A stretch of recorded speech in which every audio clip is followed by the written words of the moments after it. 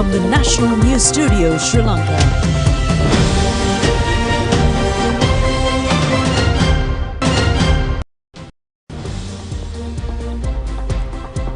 A pleasant evening and a very warm welcome to the National News Broadcast. We are coming to you live from Rupavahini's News Studios. I'm Dilanjali Ananda. And I am Siobhan Pereira. Let's take a look at your headlines right away.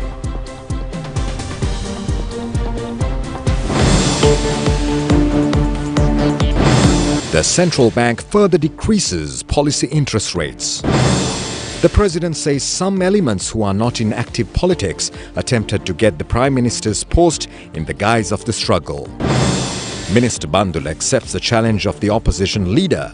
The national television is ready to provide airtime for the debate. The 4-day truce between Israel and Hamas kicks off.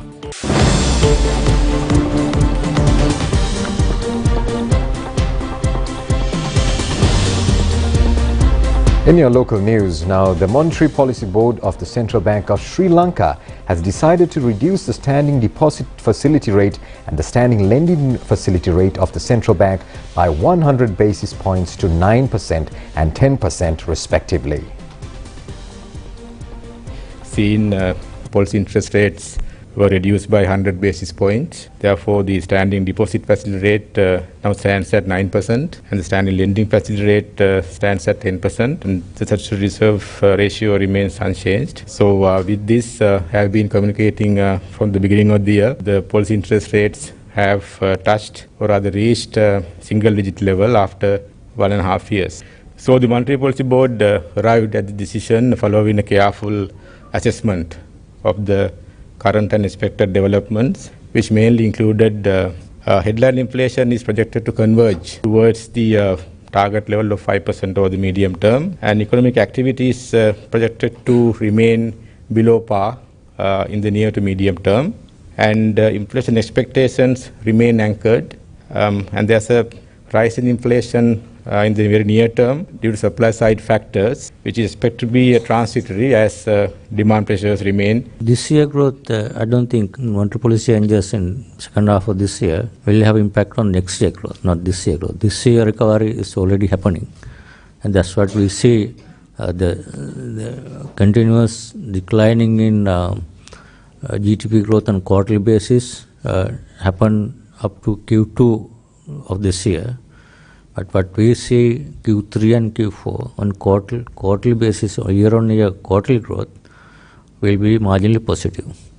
But given the whole year, because we have a large negative growth in Q1 and some negative growth in Q2, so overall still will be marginally negative this year.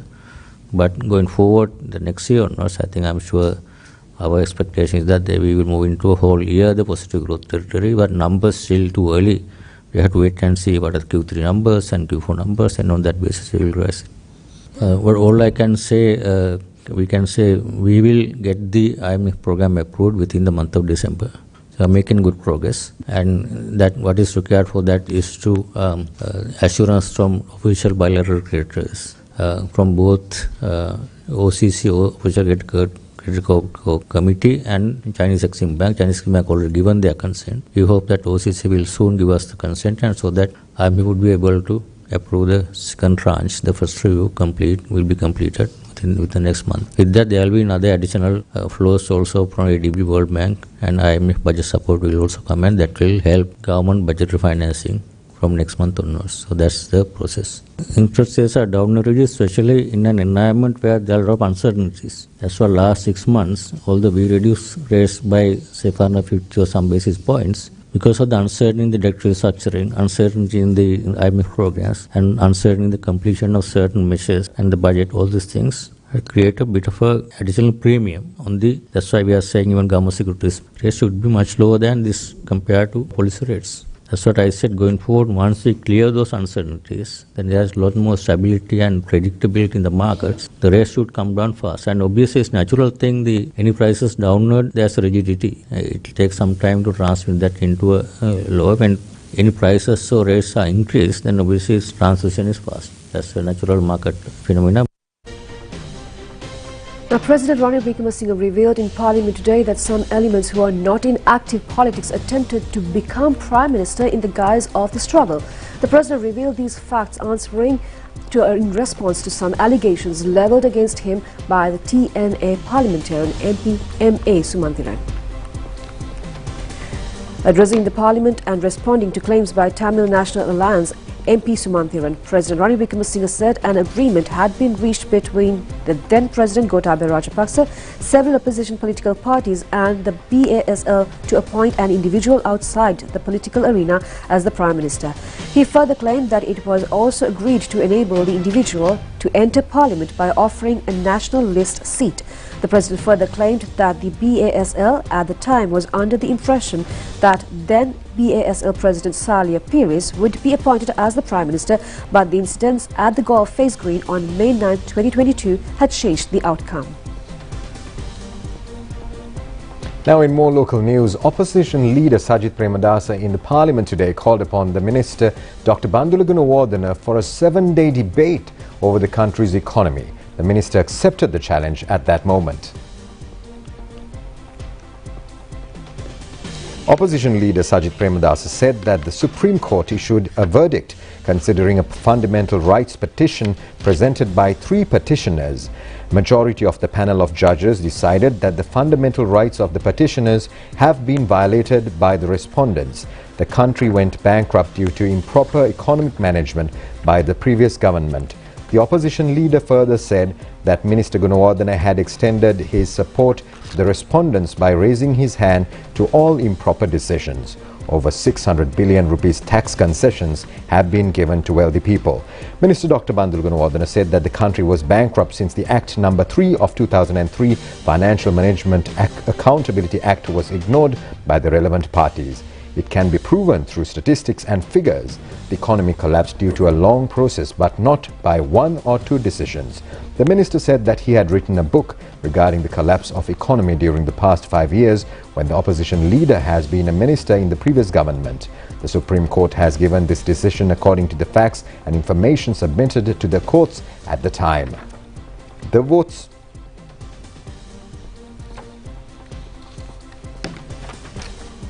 However, we respect the Supreme Court decision. The previous government has issued over 12 million sovereign bonds due to lack of understanding. The opposition leader has raised his hands to all these wrong decisions and he can't wash his hands of responsibility.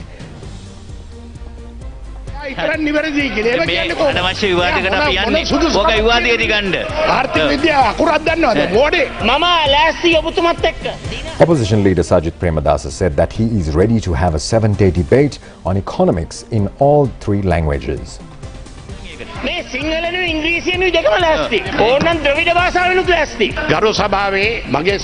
Minister Dr. Bandula Gunawardena said that he is ready to such a debate at any time.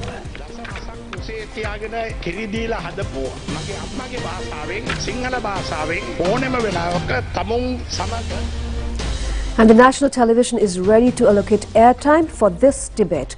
The national television also invited opposition leader Sajith Premadasa and Minister Dr. Bandula Gunawardena to start the debate. In other news, the votes of the Ministry of Power and Energy was debated today at the committee stage debate of the budget next year. It was passed without amendments. Long-term generation plan. Mr. Kanchanam Jayasekara said that the Electricity Board has long-term power generation plan, but it was sabotaged or disrupted during the past period. The previous government did not take any policy decision regarding the Sampur power plant. JVP members went before courts requesting interim injunction to stop construction of Sampur power plant. Then the former President Maithripala Sirisena decided to withdraw the construction plan. Due to the failure of Sampur power plant project, the country loses 95 million rupees annually. The group that had taken legal action against the Sampur project should take responsibility for this loss. Uma Oil power generation project was also disrupted by the protesters. They picked up people in Bandarawela against this power generation project. That has also caused a loss of about 900 million rupees. There are 6 million household consumers. Then there are a category of industries. There are also about 27,000 religious places. With all these categories, there are about 8 to 9 million electricity consumers in the country at present. Out of this amount, an average of 34,000 connections have been blocked. These consumers have been disconnected or they do not use the connections. The minister said that he is not aware of how these information can be verified.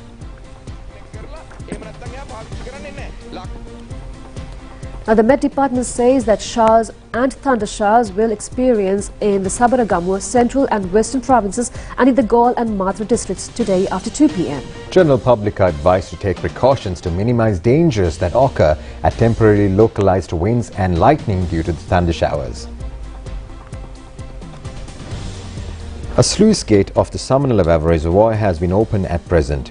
It releases excess water to Valavi River. Our correspondents report that due to overflow of Valavi River in Balangoda and Kaltote areas, motor traffic of the Balangoda-Kataragama main roads is disrupted. Many low-lying areas of the Gampaha district, including Tiharia, Varana and Gampaha town, were inundated due to overflow of the Attanagalu Oya.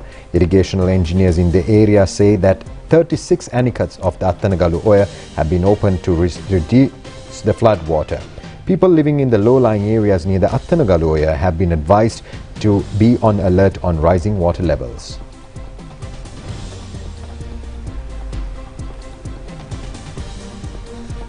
The risk of landslides at the Helagedera village in the Haldum Mulla is activated again. Cracks, explosions and subsidence of earth is visible at the area at present.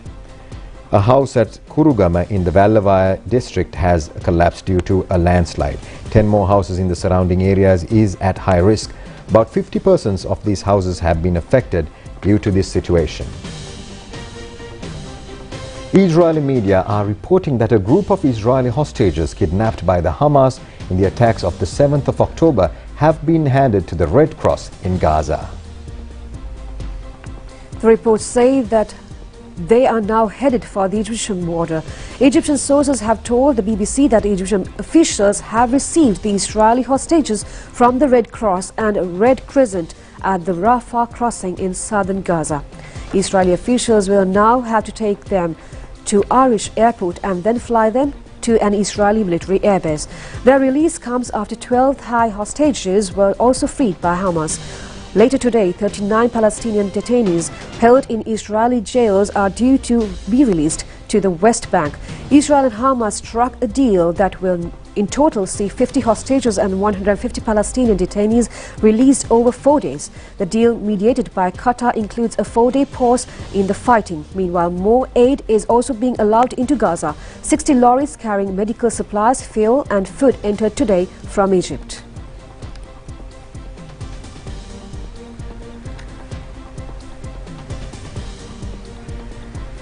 And to have a further update on the situation, we have with us Mr. Prasad Rangodage, the international news analyst with us. Sir, we are seeing this latest situation, that is the deal that is being mediated by Qatar between Hamas and Palestine, and also Hamas and Israel rather.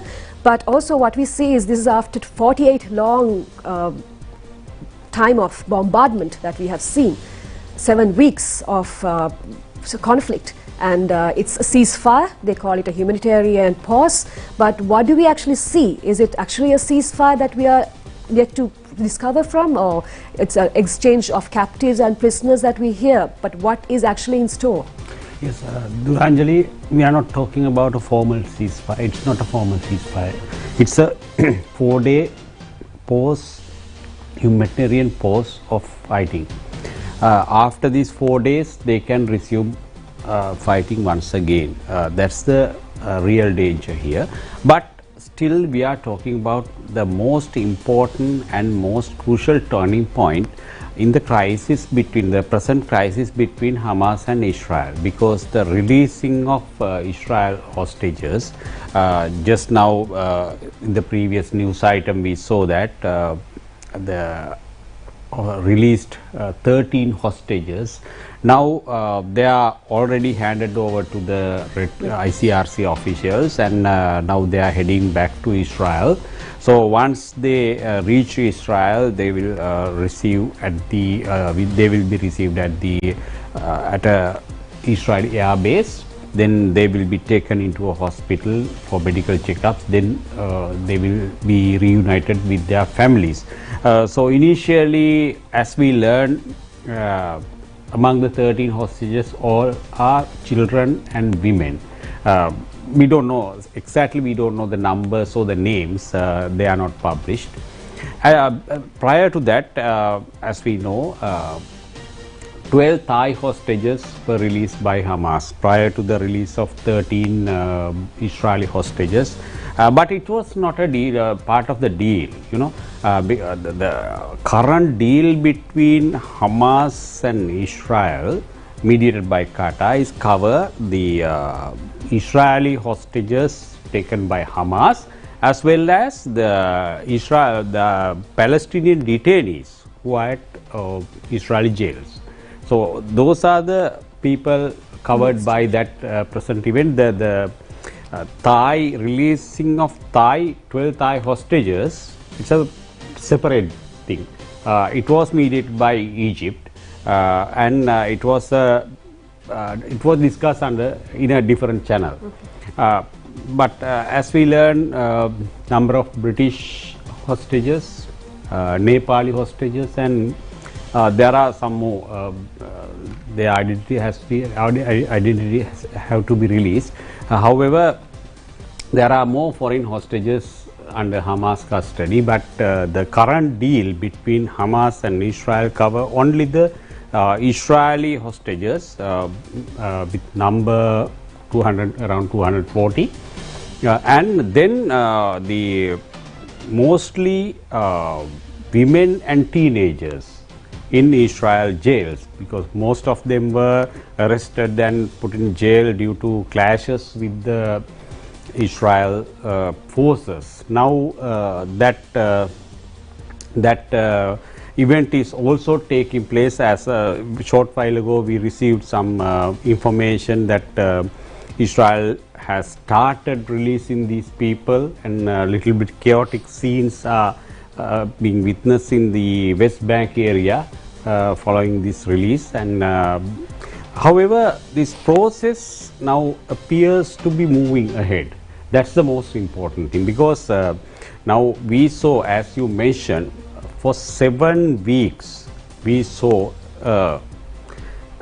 one of the most tragic and horrific events unfolding in front of our eyes.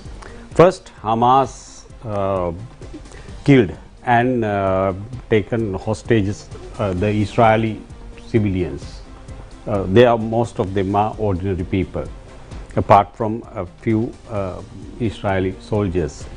Then Israel conducted their retaliatory attacks, killing 14,850 Palestinian civilians.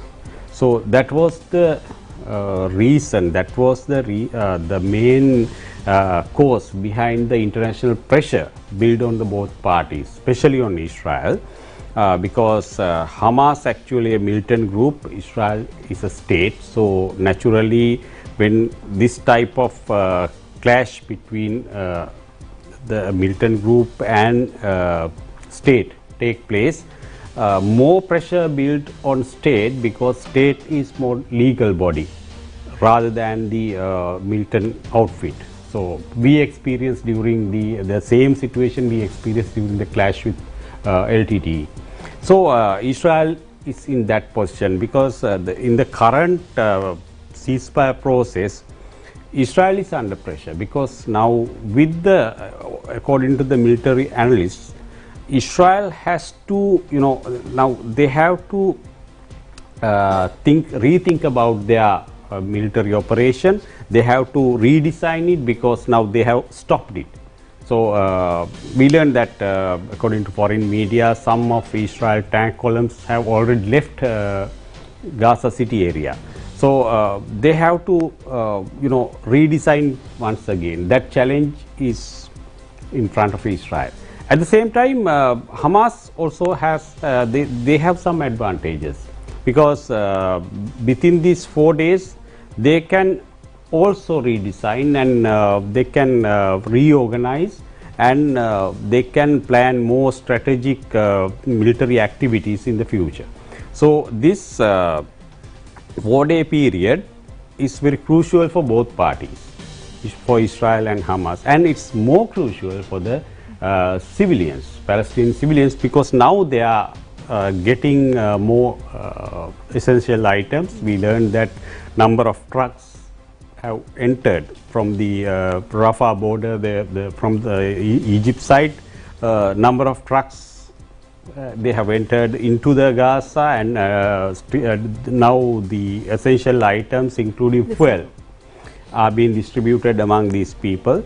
So at the same time, more medical supplies are being reached, and medical attention has been focused on the most needy Palestinian people who got injured, and because now we know that in the northern Gaza area, all the hospitals have been affected, and those people who were receiving treatments in these hospitals, they have been moved to the south area, Khan Yunis and Rafah area. So now more medical attention, international medical attention, led by World Health Organization.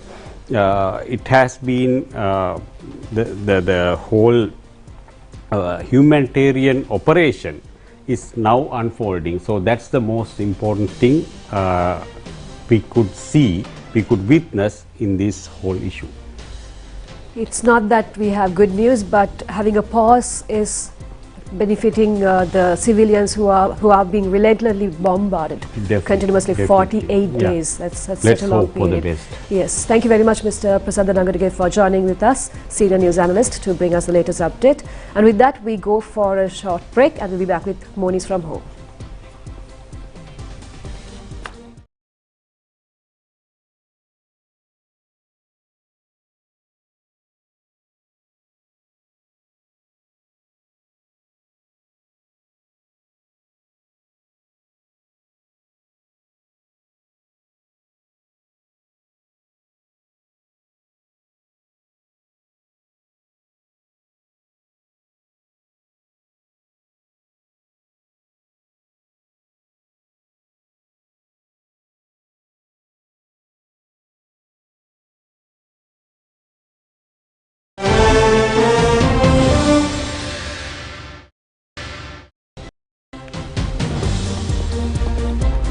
Welcome back. President Ranil Wickremesinghe stresses that attention should be focused to new export sectors in our endeavour to go for an export economy. Opportunities should be provided to new investors. The President stated that the government is ready to provide required facilities for new investors. The President made these remarks addressing the 25th Presidential Export Award ceremony held at the BMICH yesterday. This awarding ceremony is annually organized to evaluate exporters who rendered a unique service for the development of Sri Lanka's economy. The Sri Lanka Export Development Board has selected the best exporters in Sri Lanka for the financial years 2021 to 2022 and 2022 to 2023. 13 general awards and 51 awards for manufacturing and service sectors under 2 categories were presented to exporters at this ceremony. Awards were also conferred to qualified exporters who were selected by a board of judges considering their task reports.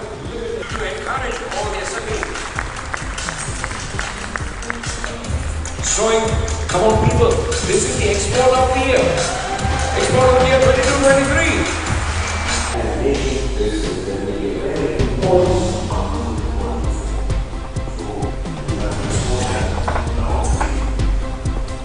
We all went through a time of trouble and time of crisis in the last 2 years. What was the reason? One was the lack of growth and lack of opportunities. Lack of growth meant lack of opportunity. Why was there lack of growth? One reason is our balance of payment. We had never, since 1948, in many years, at least I think for 3-4 decades, the balance of trade was not in our favor. Sri Lanka, since independence, had 4 occasions to remedy this by focusing on exports. Firstly was in the 60s and early 70s when Singapore, countries such as Singapore, Malaysia, South Korea started their export drive. We missed it because we went in for a socialist economy. Second was in the late 80s as we opened up the economy. We missed that because the war intervened and our focus and our resources were in winning the war. The next occasion was after the war when we could have started out, but we focused on non-tradable goods. Coming to the situation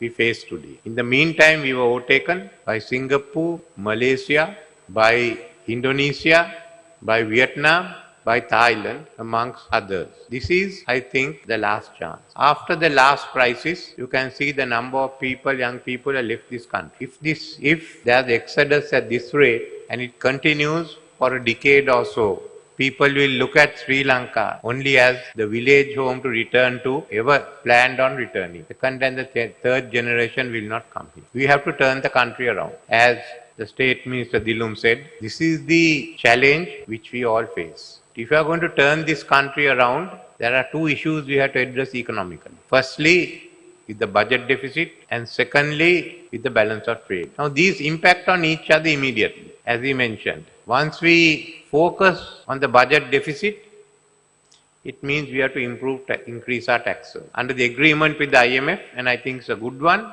we cannot print money and we can't borrow from outside. This is the first budget in which we are not borrowed money. How do we do it? You paid for it. How do you pay for it? We have to increase VAT. As a result, we are criticized by all and it's had its impact. At the moment adverse, but in time to come, it will be beneficial. So this is the way that one reacts on the other. The situation certainly will turn for the better. Now it's easier said than done. We could have done it at a stage in the early 70s or the late 80s when we could easily have dominated the market for investments, for export-oriented industries. Today everyone is in that game. China is the factory of the world. Vietnam is attracting attention next to China. Thailand, Malaysia, you name it. So it's in this background that we do this export drive. There are many areas which we have thought of and you would get to know. But firstly, if you are to get into an export drive, we have to ensure that the medium industries which form a vital part and the small industries which form a vital part of the supply chain are functioning. Many of these industries were affected by the COVID and the economic crisis. Many of them are struggling. Some have already disappeared. This is why in the government has made money available to the small and medium industry. This budget has for the first time made money available for the small and medium industries. The banks will be told to focus on industries which have been affected by the twin crises and to ensure that those that can be viable are helped first. It's on this condition that the money is available. Because your supply chain cannot be broken. Your supply chain must function. In this background of helping industries, helping your supply chain, there are many measures which we will be taking to promote industry. Minister Dr. Bandula Gunawardena says that the Lake House Media Academy can become exemplary to other media institutions by achieving new college of dialogues to verify the truth in addition to teaching of subject matters. The minister made these remarks at a ceremony held in the Lake House premises today. The certificate awarding ceremony of the Mass Media and Digital Media Communication course conducted by the Media Academy of the Associated Newspapers of Ceylon Limited was held at the BMICH premises last evening. Minister Dr. Bandula Gunawardena graced this occasion as the chief guest. 10 students who successfully followed the Mass Media Communication Diploma course and 15 students of Digital Media Communication course were given certificates by the minister. Minister Dr. Bandula Gunawardena said that the country has rendered bankrupted due to the huge economic crisis. However, whoever become the president and the prime minister, they are unable to rule the country without an internationally accepted program. If the international community do not accept our letters of credit, the country cannot survive. Since the parliament does not have proper debate over such matters, the Media Academy will be able to have a dialogue in this connection through the media. It is important for the new journalists to widen the horizons of new world order. And we'll be back with international news after this break.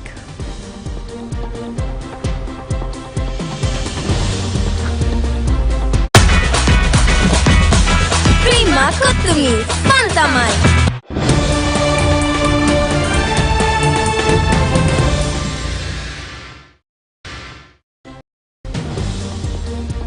Ireland's police chief has warned that far-right radicalization will continue to disrupt the country after a night of rioting and looting left parts of Dublin resembling a war zone. The capital was tense but calm today as significant numbers of police remained on the streets and Dublin countered the cost of an anti-immigration protest that turned into anarchy, leaving the political establishment shocked. Fresh details emerged of the stabbing attack outside a school that left 3 children and a carer injured, 2 of them critically, and the suspect, reportedly a naturalized Irish citizen in his 50s, in custody and requiring medical treatment. Claims that the suspect was a foreigner spread online soon after the attack.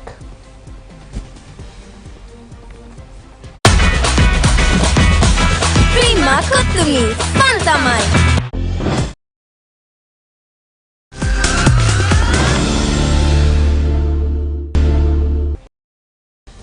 Now, the further consideration of the petition filed against the Minister of Sports for his appointing an interim committee to Sri Lanka cricket was postponed until next Monday. The petition was filed by the chairman of Sri Lanka cricket, Shammi Silva. The petition was resummoned today before the panel of appeal court judges Sobita Rajakaruna and D.N. Samarakon. Appearing for the Secretary of the Ministry of Sports, Deputy Solicitor General further submitted matters pertaining to the incident. Later, judges postponed the further consideration of the petition until next Monday.